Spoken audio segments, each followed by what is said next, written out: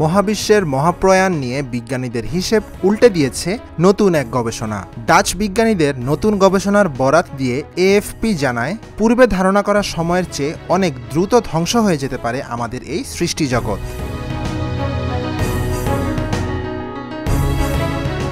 তবে এতে আতঙ্কিত হওয়ার কিছু নেই। এখনও আমাদের হাতে আছে একের পর ৭৮টি শূন্য লিখলে যে সংখ্যাটি দাঁড়ায় তত বছর।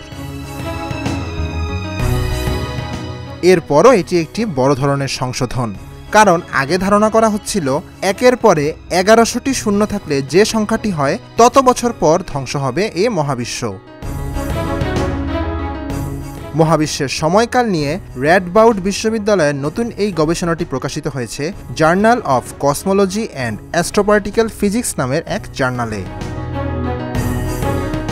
গবেষণার প্রধান লেখক হেইনো ফালকে বলেন, পূর্বে ধারণা করা সময়ের চেয়ে অনেক দ্রুতই আসবে মহাবিশ্বের চূড়ান্ত সমাপ্তি, তবে সৌভাগ্যক্রমে এটিও বেশ দূরে। স্টিফেন হকিংয়ের নামে নামকরণ হওয়ায় হকিং বিকিরণ তত্ত্বের উপর ভিত্তি করে তারা এই হিসাব করেন।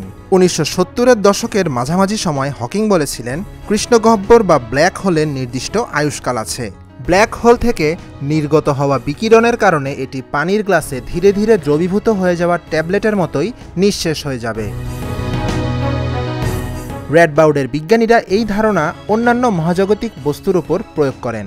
তারা দেখেন একটি বস্তুর নিঃশেষ হয়ে যাওয়ার সময়টা নির্ভর করে তার ঘনত্বের ওপর। মহাবিশ্বের সমাপ্তি নিয়ে আমাদের চিন্তিত হওয়ার কিছু নেই। পৃথিবীর বাইরে বসতি করতে না পারলে এর অনেক আগেই বিলুপ্ত হয়ে যাবে মানবজাতি। বিজ্ঞানীরা মনে করেন আজ থেকে প্রায় ১ বিলিয়ন বছর পর সূর্য এতটাই উত্তপ্ত হয়ে উঠবে যে সমুদ্রের সব পানি বাষ্পীভূত হয়ে যাবে এবং গ্রহে কোনো প্রাণের অস্তিত্বই থাকবে না। ৮ বিলিয়ন বছরের মধ্যে সূর্য প্রসারিত হয়ে পৃথিবীকে গ্রাস করে নেবে। সামিন মোহাম্মদ আনান, ঢাকা জার্নাল।